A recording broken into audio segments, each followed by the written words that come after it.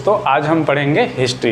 History में पढ़ेंगे नादिर शाह। नादिर शाह जो एक अफ़गान राजा था, जो 1739 में भारत पे आक्रमण किया था। पहले नादिर शाह के बारे में हम जानेंगे। नादिर शाह कौन था, कैसे फिर इसने भारत में आक्रमण किए, क्या कारण थे इसके आक्रमण करने के, ये सब हम जानेंगे। तो सबसे पहले नादिर शाह कहाँ का रहने वाला था, कैसा था, क्या है, इसके बारे में पहले जानेंगे। पहले हम एक छोटा सा मैप बनाएंगे, मैप के माध्यम से समझने की कोशिश करेंगे। मैं मैप बना रहा हूँ।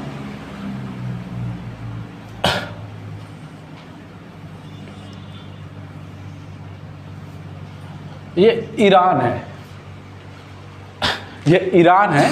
ईरान पे पहले मतलब ईरान पे ये ईरान है। तो यहाँ पे नादिर शाह राजा हुआ करते थे 1736 से 1747 तक। इसने टोटल 11 वर्ष तक शासन किया। कहाँ पे? ईरान पे। ईरान पे कौन था? नादिर शाह, जो भारत पे फरवरी 1739 में करनाल की लड़ाई में मुगलों को पराजित करता है। ठीक है। तो नादिर शाह पहले कौन था? नादिर शाह सपावी वंश का शासक था। उस समय ये ईरान है। ईरान में एक अफसार, नादिर शाह के बारे में हम पढ़ रहे हैं। नादिर शाह 1736 से 1747 के बीच में ईरान का शासक था। सबसे पहले ईरान के बारे में हम जानेंगे। ईरान एक देश है। पहले वहाँ पे अफसार वंश का शासन चल रहा था। इसमें एक राजा था हुसैन का पुत्र था तहमास्प करके। ये शासन कर रहा था कौन? तहमास्प। कहाँ पे कर रहा था? ईरान पे। उस समय क्या हुआ कि जब ये ईरान है तो ईरान पे तहमास्प का शासन चल रहा था। इस समय इधर उत्तर में रूस था, जो इधर आक्रमण करने के लिए तैयार थे, और इधर एक ऑटोमन साम्राज्य था, जो लगातार ईरान पर आक्रमण कर रहा था। और पूर्व साइड में था अफ़गान वंश भी लगातार ईरान पे आक्रमण कर रहे थे। अब हुसैन का पुत्र तहमास्प शासन कर रहा था, लेकिन ये लगातार पराजित हो रहा था। इसी दौरान नादिर शाह यहाँ का शासक बनता है। नादिर शाह बनता है, कब बनता है? 1736 से 1747 तक। टोटल 11 साल ये शासन करता है। ये हो गया नादिर शाह के बारे में। अब नादिर शाह जब भारत में आक्रमण करता है तो ये किस रास्ते से आता है और कहाँ कहाँ आक्रमण करता है, इसके बारे में हम जानेंगे। सबसे पहले तो मतलब ये आता है खैबर दर्रे से। खैबर दर्रा, ठीक है। खैबर दर्रा से भारत में प्रवेश करता है और पंजाब में आक्रमण करता है। फर्स्ट कहाँ करता है? पंजाब में आक्रमण करता है। कब करता है? 1738 में। ठीक है। सेकेंड आक्रमण करता है ये करनाल में कब करता है? फरवरी 1739 में। यहाँ पे इसकी विजय होती है।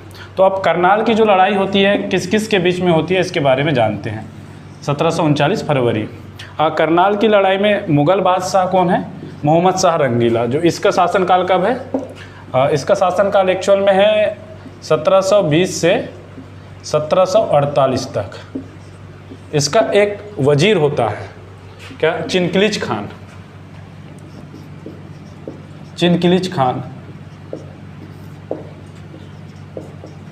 खान, जो स्वतंत्र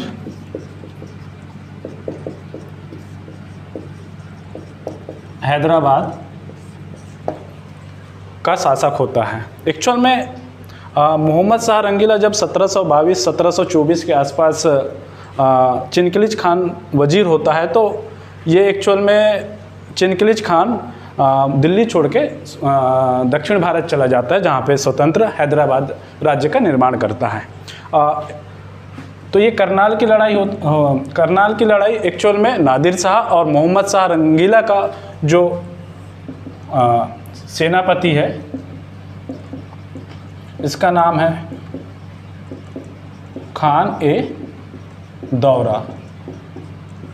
सेनापति और नादिर शाह के बीच जब लड़ाई होती है तो ये 3 घंटे में नादिर शाह खान ए दौरा को परास्त कर देता है और इसी दौरान खान ए दौरा की मृत्यु हो जाती है।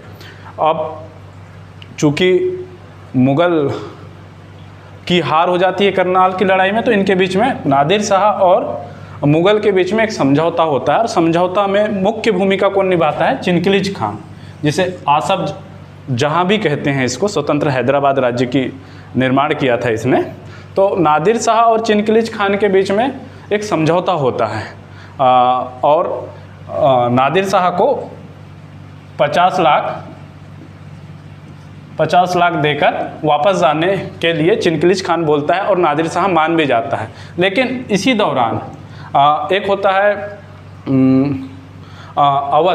अवध का राजा हो। इसी दौरान अवध का जो नवाब होता है बुरहान उल मुल्क, जो स्वतंत्र अवध का निर्माण करता है, एक्चुअल में वो वजीर होता है चिनकिलिज खान से ईर्ष्या रखता है। तो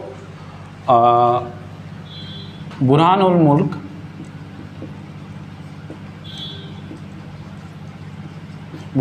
मुल्क नादिर शाह को 20 करोड़ देने का वादा करता है और दिल्ली पे आक्रमण करने के लिए बोलता है। क्यों बोलता है? इसका कारण है क्योंकि बुरहान उल मुल्क वजीर है, कौन? चिनकिलिज खान से ईर्ष्या रखता है और ये खुद मतलब बुरहान उल मुल्क है जो खुद वजीर बनना चाहता है मुग़ल काल का। तो ये नादिर शाह को आक्रमण करने के लिए 20 करोड़ का लालच देता है और आक्रमण करने के लिए बोलता है। इसी दौरान नादिर शाह 50 लाख की डील होती है, इसमें नादिर शाह मना कर देता है और नादिर शाह आक्रमण करता है दिल्ली पे। तो इस दौरान नादिर शाह दिल्ली से 70 करोड़ रुपए की लूट करता है। 70 करोड़ की तख्ते ये जो कोहिनूर हीरा है वो भी लेके जाता है। 70 करोड़ सेकेंड कोहिनूर हीरा भी लेके जाता है और वापस चला जाता है। फिर नादिर शाह का एक सेनापति होता है अहमद शाह अब्दाली, वो जो अफ़गान वाला क्षेत्र है वो देके चला जाता है। और यहाँ से इसी दौरान फिर बुरहान उल मुल्क को आत्मग्लानि होती है और ये आत्महत्या कर लेता है।